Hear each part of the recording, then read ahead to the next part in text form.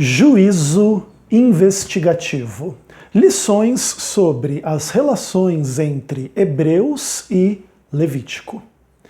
Eu sou Ezequiel Gomes, você está no canal Vem Senhor Jesus e hoje continuamos a nossa série a respeito da doutrina do juízo investigativo.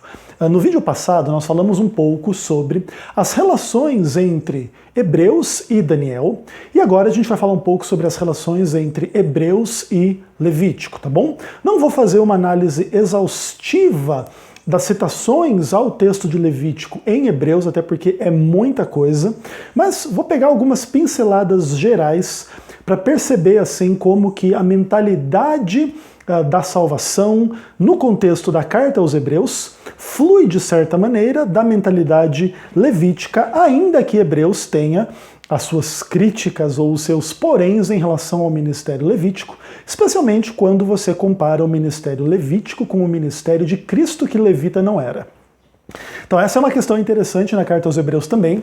Essa é uma das principais questões que marca a diferença entre Antigo e Novo Testamento, mas isso não acontece nos termos de uma negação do Antigo Testamento, mas de uma compreensão da sua natureza, da sua essência, da sua função, do seu lugar na revelação, na palavra de Deus, e da sua superação em função da realidade de Cristo, né, do evento Cristo, daquele que é Deus, se fez homem, viveu vida sem pecado, morreu sobre a cruz, ressuscitou, subiu ao céu para ser o sumo sacerdote no santuário celestial, de onde retornará a segunda vez para destruir de fato o pecado para todo o sempre. Beleza? Maravilha?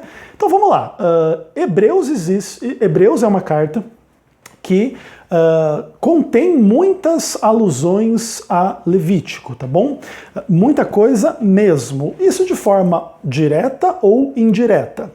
E aí, por exemplo, o texto já continua falando que Cristo realizou purificação de pecados e depois que assim o fez, assentou-se à direita da majestade nas alturas. Então toda a noção de purificação do pecado já está presente no livro de Levítico, tá bom? Claro, os fundamentos inicialmente são diferentes, porque toda a purificação dos pecadores e do santuário, etc., em Levítico acontecem em função do derramamento do sangue de animais, e agora a ideia é que Cristo, com o derramamento do seu sangue, realizou a purificação dos pecados, né? E depois de assim o fazer, sentou-se à destra do trono da majestade nas alturas. Seja como for, o tema purificação de pecados é comum a Levítico e é comum a Hebreus.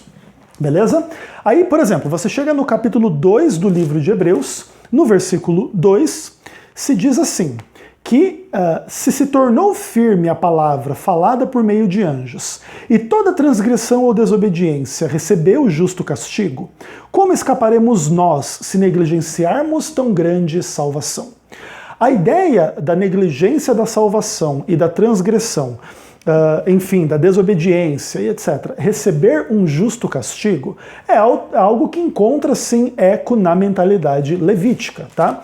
Quando o povo de Israel ignorava, descria ou desobedecia às ordens divinas em função da salvação que era oferecida no santuário levítico, havia ali também castigo. Veja, por exemplo, Levítico 17, versos 8 e 9. Dize-lhes, pois, qualquer homem da casa de Israel ou dos estrangeiros que peregrinam entre vós, que oferecer holocausto ou sacrifício, e não o trouxer à porta da tenda da congregação para oferecê-lo ao Senhor, esse homem será eliminado do seu povo.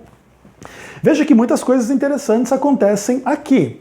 Se você quiser viver em Israel e sacrificar a outro Deus ou não sacrificar ao Senhor, essa é uma transgressão das leis levíticas e você vai ser eliminado do meio do povo, você vai ser castigado em função da sua desobediência. No santuário levítico, Deus está te oferecendo a salvação, Deus está te oferecendo reconciliação, perdão, graça, purificação e tudo mais. Entretanto, se você negligenciar ou desobedecer estas instruções, você não vai escapar de receber justo castigo, ok? E aqui é algo bem interessante na carta aos Hebreus e também faz parte da mentalidade levítica, né? Quando a gente descumpre aquilo que Deus pede como oferecimento de graça, salvação e etc., o resultado é castigo, perdição e etc. Beleza? Maravilha. Aí você chega lá em Hebreus 2, lá no verso 11, tem um texto muito interessante onde diz: tanto o que santifica como os que são santificados vêm de um só. Por isso Cristo não se envergonha de lhes chamar de irmãos. Então Cristo agora, ele atua, né, no seio da congregação do povo de Deus para perdão, para salvação, e agora vai santificar as pessoas e não se envergonha disso, porque todos têm origem em um só, todos vêm de Deus e todos são importantes e todos são, enfim, amados por Deus e tal, e agora o processo de santificação está aqui delineado de uma forma muito interessante, né? Tanto os que são santificados quanto o que santifica tem a mesma origem. Aqui é uma ênfase bem interessante nos termos da santificação. A gente já falou um pouco sobre o livro de Levítico aqui nessa série, e a gente falou que o livro ele é dividido do capítulo 1 ao capítulo 15, focado na ideia da justificação, vem o dia da expiação, e do capítulo 17 em diante é o código da santidade, focado na ideia da santificação. Então, inclusive, a gente fez uma análise bem interessante, falando um pouco, né, de justificação, santificação e glorificação ali no dia da expiação, como as bases da soteriologia bíblica no livro de Levítico, que vão acompanhar a soteriologia bíblica pelo Novo Testamento. E agora, a carta aos Hebreus vai enfatizar a ideia, a experiência da santificação, e a gente lembra do Código de Santidade, dentre muitas exortações à santificação em Levítico, a gente lembra, por exemplo, Levítico 19:2, né? Santos sereis, porque eu, o Senhor, vosso Deus, sou santo. Ó, quem santifica e quem é santificado tem uma origem só comum, que é Deus. Sejam santos porque eu sou santo, Deus. E é interessante, então o povo de Deus deve ser santo porque o seu Deus é santo.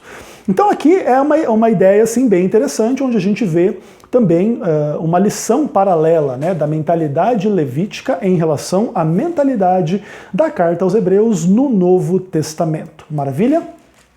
Que mais? Hebreus 2, verso 14. Ali a Bíblia diz, né, que como os filhos têm participação comum de carne e sangue, também destes ele igualmente participou, para que por sua morte destruísse aquele que tem o poder da morte, a saber, o diabo.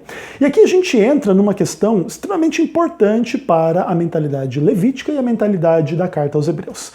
É a ideia, assim, né, da morte, do derramamento do sangue, enfim, daquele que é feito de carne, para o perdão do pecado, né, para a destruição do poder da morte, do pecado, tal, e etc. Então, o poder da morte, o poder do pecado são eliminados em função da morte daquele que derrama sangue, aquele que é feito de carne. Inicialmente, em Levítico, isso tudo se cumpre a partir do sacrifício do animal. Inclusive, esse animal deveria ser perfeito, sem defeito, etc. Agora, Cristo é o ser humano sem defeito, no contexto ali sem pecado. Ele participou da carne e do sangue como os filhos de Deus, enfim, as pessoas, os seres humanos, e agora ele se oferece, né, a sua carne, o seu sangue para morrer e para destruir o poder do diabo e da morte, do pecado em função disso, né?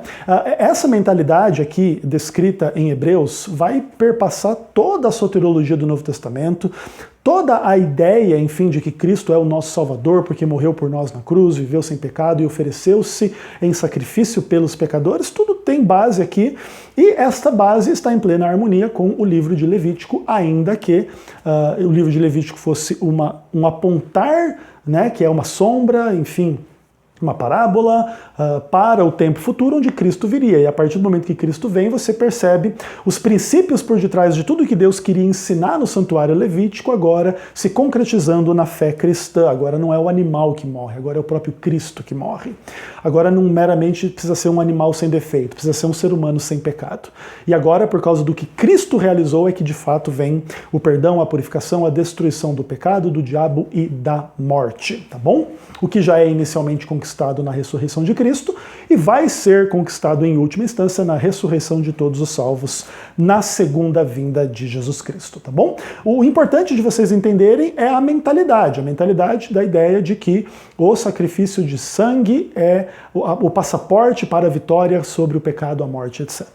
Isso é extremamente importante e está na base dos dois testamentos, em termos de soteriologia, tanto do Antigo Testamento em Levítico, quanto do Novo Testamento em Hebreus, beleza? Aí, por exemplo, Hebreus capítulo 4, verso 17, vai se falar ali da ideia de propiciação, né? Aliás, Hebreus 4 não, Hebreus 2, 17.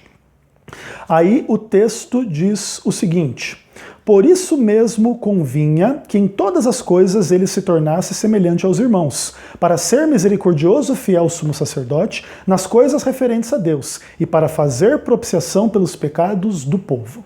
Quando a gente fala de propiciação, a gente se lembra, por exemplo, do propiciatório, que ficava lá no lugar santíssimo do santuário terrestre, na mentalidade, enfim, no culto levítico, tá bom?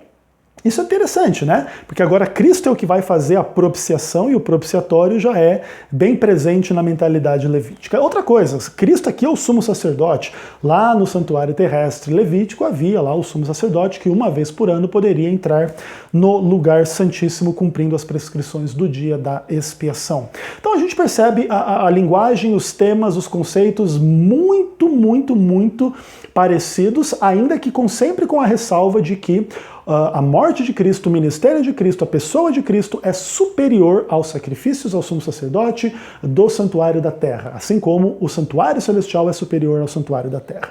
Esse porém sempre é repetido na carta aos Hebreus, mas esse porém não nega a conexão entre as coisas, né? Assim como havia um sumo sacerdote no santuário da terra, existe um sumo sacerdote no santuário do céu. Assim como havia a ideia de propiciação no santuário da terra, agora Cristo é que faz a propiciação mediante a sua morte, a propiciação pelos pecados do povo. Beleza?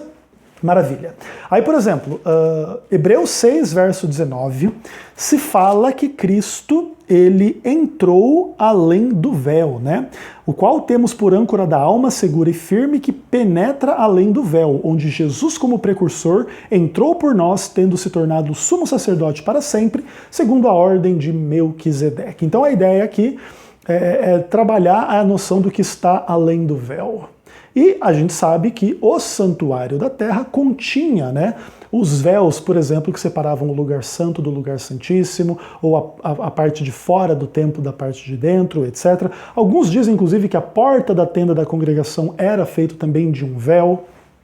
E aí é uma questão da estrutura física do santuário da terra, mas agora a carta aos Hebreus está usando a ideia do véu e dizendo, olha, Jesus entrou além do véu, inclusive além do véu do santuário celestial, no caso, né? Aí existem inúmeras polêmicas, se o santuário celestial tem véu, tem 2 compartimentos, tem 3 compartimentos, tem pia de purificação, tem altar de sacrifício, como que é e como que não é, a exatidão da correlação entre o santuário do céu e o santuário da terra. Esse é um tema muito interessante, a gente vai voltar a esse tema ainda, trabalhando algumas questões sobre a ideia, né, de Cristo no lugar santo, Cristo no lugar santíssimo, em que momento, sim, não, por quê, a partir da carta aos Hebreus, mas é importante já ficar identificado que existem polêmicas em função de uma pretensa estrutura geográfica do santuário celestial ou uma ausência de estrutura geográfica no santuário celestial. Seja como for, aqui a ideia é que o autor de Hebreus coloca Cristo como entrando além do véu como nosso precursor, sendo sumo sacerdote segundo a ordem de Melquisedeque, tá bom? Então se coloca a ideia do sumo sacerdócio que entra além do véu, o que inclusive evoca toda a noção da ideia da entrada no lugar santíssimo do santuário celestial, tá bom? Claro, existem algumas pessoas que têm visões um pouco diferentes, esse véu é o véu que separa o pátio do lugar santo, então aqui Jesus entra no lugar santo, ou é o véu que entra do lugar santo ao lugar santíssimo e aqui Cristo entra no lugar santíssimo, etc. Já falei que a gente vai voltar a esse tema quando a gente for falar das relações entre Cristo no lugar santíssimo na ascensão e Cristo no lugar santíssimo a partir de 1844, pretensamente, de acordo com a interpretação adventista de Daniel 8,14, mas é legal vocês já começarem a perceber que existem essas discussões e que elas elas correspondem à relação entre a linguagem do culto levítico e da carta aos Hebreus. Então existe um além do véu, seja que véu for aí, a gente pode trabalhar mais extensamente e detalhadamente no futuro. O que importa é que existem esses paralelos, existem essas correlações linguísticas, conceituais, em torno dos conceitos do santuário. Então existia um véu lá no santuário da terra, supostamente aqui então existem véus no santuário do céu e Cristo entrou lá além do véu, tá bom? Na própria presença de Deus, no lugar santíssimo. Essa é a minha posição sobre o tema, tá? Beleza, maravilha, que mais? Capítulo 7, verso 28.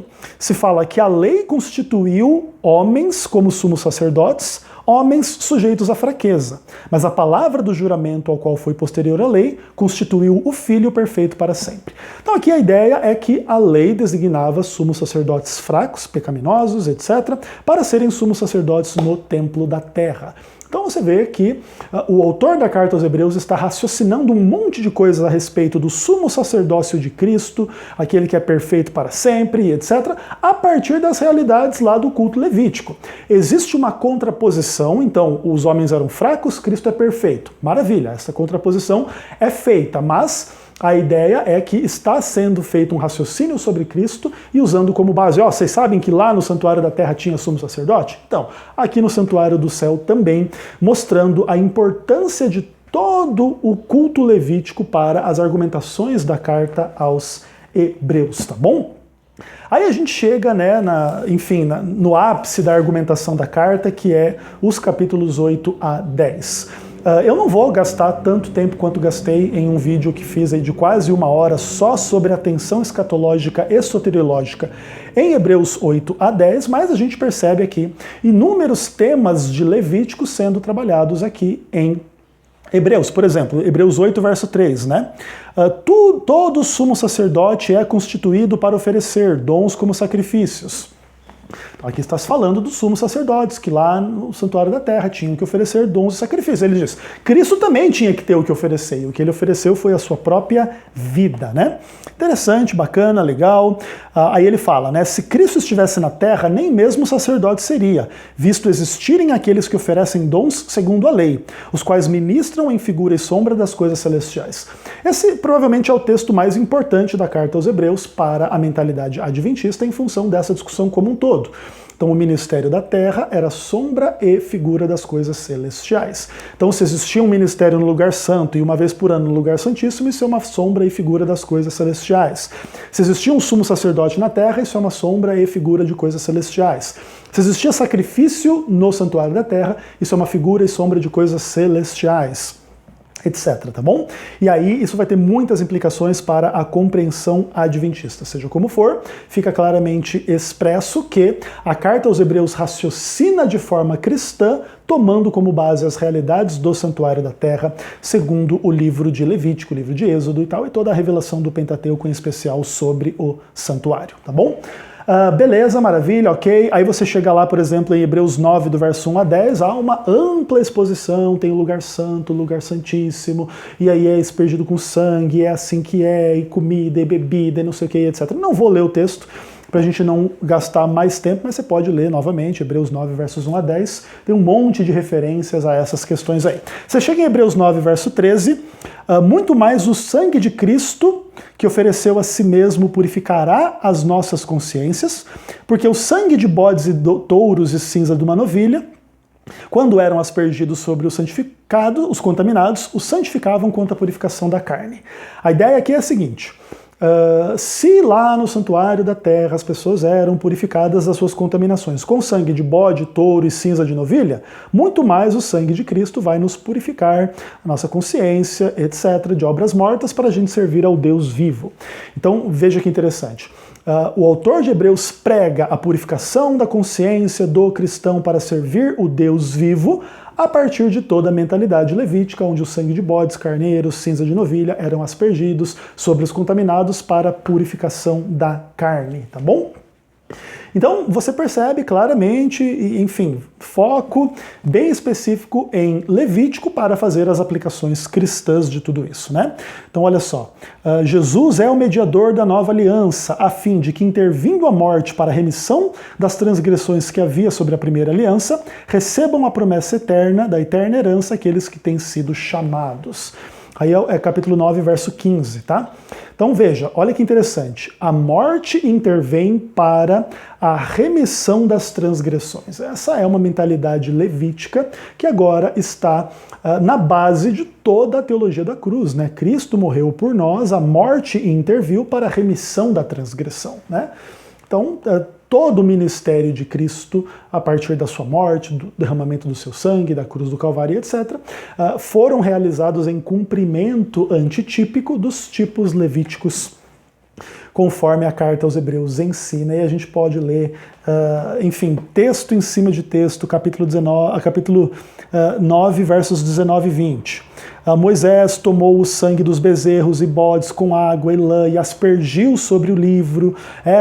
Este é o sangue da aliança que Deus prescreveu. Então, você percebe que o autor de Hebreus está muito familiarizado com a história do santuário, a história de Moisés, os rituais que ali aconteciam, e faz inúmeras aplicações cristãs em função daquilo tudo, demonstrando que as porções do Antigo Testamento lidando com tais e tais questões vão ser importantes para a mentalidade cristã. Ainda que nós não precisemos mais manter os rituais prescritos na mentalidade, no culto hebraico, lá do Antigo Testamento, lá do templo e etc., as aplicações cristãs de tudo isso só são melhor compreendidas à luz desse contexto como um todo. Então, agora, Cristo é o Cordeiro, Cristo é sem pecado, Cristo derrama o sangue, e é o sangue dele que nos purifica, purifica o santuário, purifica o universo da própria presença e existência do pecado, tá bom?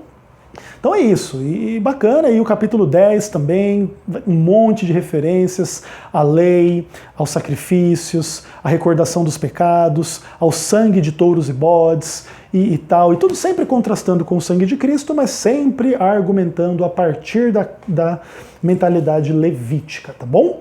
Aí você vê ali inúmeras destas questões, por exemplo, capítulo 10, verso 26. Se deliberadamente vivermos em pecado depois do conhecimento da verdade, não resta sacrifícios pelo pecado. Sacrifício pelo pecado é algo muito comum em Levítico e agora é muito comum na mentalidade cristã, porque Cristo morreu como sacrifício pelo pecado em nosso favor, tá bom?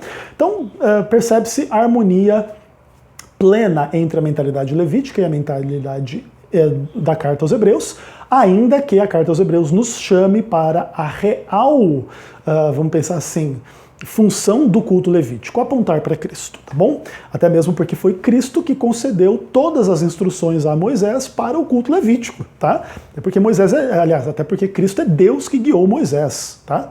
Então Cristo era o anjo do Senhor, o próprio Senhor que foi adorado, inclusive, lá no Antigo Testamento como Deus, que guiava o povo na nuvem de fogo, na nuvem durante o dia, e que deu a lei, que deu, enfim, a aliança, e que constituiu aí o santuário, etc. Tá bom?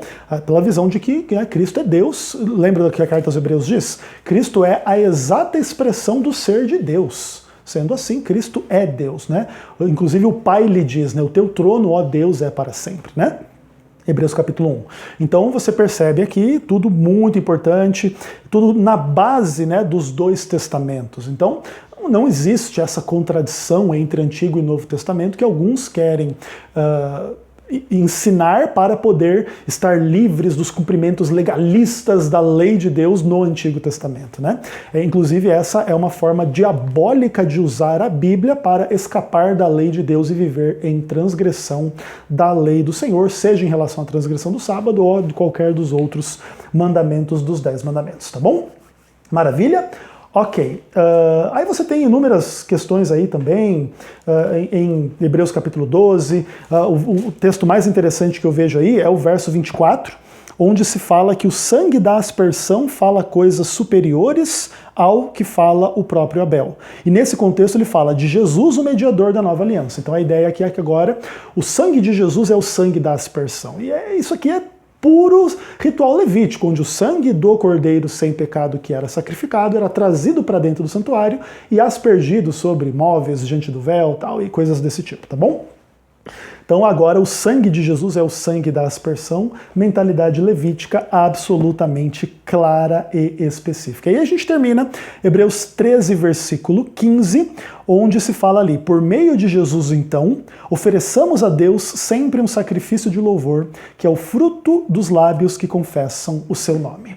O santuário também era um lugar de louvor. A gente vê os desenvolvimentos, né, do templo e tal, os levitas ali, dentre as funções deles mais cedo ou mais tarde, está incluída a adoração ao Senhor por meio do louvor e etc. E agora a gente precisa louvar a Deus com o sacrifício. E o que é isso? É o confessar o nome de Jesus Cristo na nossa boca. Esse é o sacrifício de louvor que a gente deve oferecer. Isso também está baseado na mentalidade levítica. Então, diante de tudo isso, umas coisas importantes de vocês entenderem é o seguinte. A carta aos Hebreus está construída sobre o fundamento de toda a teologia do Pentateuco, em especial da teologia levítica. A carta fala do lugar santo, do lugar santíssimo, fala de Cristo como sacerdote, Cristo como sumo sacerdote, fala de purificação de pecado, fala de sacrifício pelo pecado, fala de purificação, fala de contaminação, fala de todos os princípios básicos do culto levítico, em especial a ideia de que pela morte e derramamento do sangue há a intervenção divina para o perdão do pecado, a destruição do pecado, da morte do diabo e etc. Tá bom? Se vocês entenderem isso, vocês estarão melhor preparados para compreender as relações entre Antigo e Novo Testamento, entender em que pontos exatamente o Novo Testamento supera o Antigo e lhe torna obsoleto, como a primeira aliança foi tornada obsoleta pela segunda aliança, mas em nenhum momento as alianças entram em contradição ou existe falha na direção divina sobre a condução do povo de Deus, seja na primeira aliança ou na segunda aliança.